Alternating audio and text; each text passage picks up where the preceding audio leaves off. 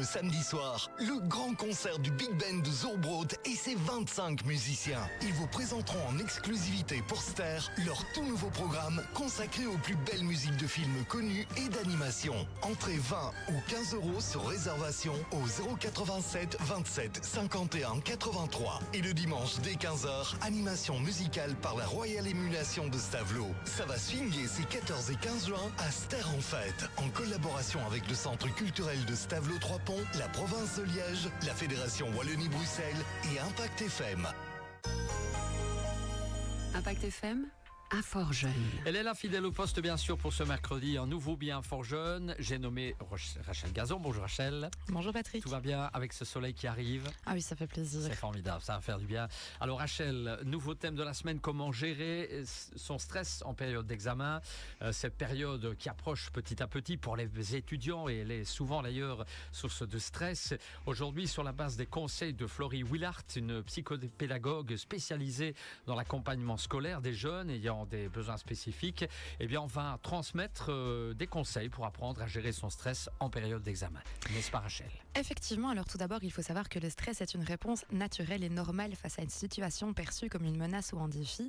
Le corps va alors réagir en produisant des hormones qui vont déclencher une série de changements physiologiques pour aider à faire face à la situation, comme par exemple une augmentation du rythme cardiaque et de la respiration.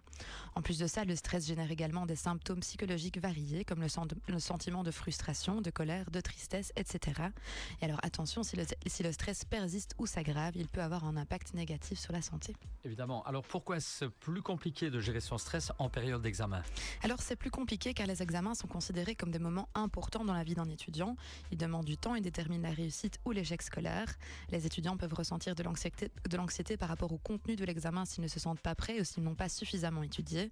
De plus, la relation, soit bonne ou mauvaise avec le professeur, peut également avoir un impact sur ce stress. Et enfin, il est aussi important de noter que certains jeunes ne savent pas comment étudier et n'ont pas de méthodologie efficace, ce qui peut entraîner du stress et prolonger le temps nécessaire à l'étude. Rachel, qu'est-ce qu'un étudiant peut mettre en place alors pour gérer son stress avant un examen? Alors avant la période d'examen, il est possible de mettre en place des stratégies pour gérer son stress et mieux s'organiser.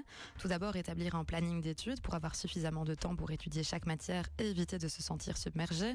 Ensuite, faire 30 minutes d'exercice par jour pour réduire le stress et aider à se concentrer. Manger sainement et privilégier des aliments sains et nutritifs pour avoir de l'énergie pour l'étude. Dormir entre 7 heures et 9 heures par nuit pour se sentir reposé et en forme pour la journée. Apprendre des techniques de relaxation pour se détendre comme la méditation, la respiration profonde, etc. Et enfin, si nécessaire, il est possible d'entamer un suivi thérapeutique comme le coaching scolaire et ou le suivi psychologique pour se préparer aux examens et trouver une méthodologie efficace. Et alors, qu'est-ce qu'on peut mettre en place finalement pour gérer le stress au moment même? Alors, en plus des conseils que je viens de mentionner, la cohérence cardiaque peut améliorer la concentration et la mémoire en réduisant l'impact des hormones du stress. Cette technique vise à synchroniser la fréquence cardiaque avec la respiration. Elle consiste à respirer lentement et profondément avec une expiration plus longue que l'inspiration. Et réaliser cet exercice quelques minutes par jour permet de s'entraîner à se détendre plus facilement et à mieux gérer le stress pour améliorer son bien-être général. Voilà, on a bien tout compris. On prend une bonne respiration, et on est zen. Et alors on termine, on rappelle qu'un Fort-Jeune bien sûr est disponible pour les questions éventuelles. Oui, comme chaque semaine, je rappelle notre horaire de permanence. Donc on est ouvert du mardi au vendredi de 12h à 17h. Il est possible de venir sur place sans rendez-vous ou alors de nous contacter par téléphone au 080 33 93 20, par mail sur info@infortjeunemalmedy.be et évidemment sur les réseaux sociaux comme Facebook et Instagram. Et sans stress au cœur, alors on finit et on rappelle l'intitulé du billet, comment gérer son stress en période d'examen. Rachel, on se retrouve mercredi prochain, même heure et en direct. Merci Rachel. Merci.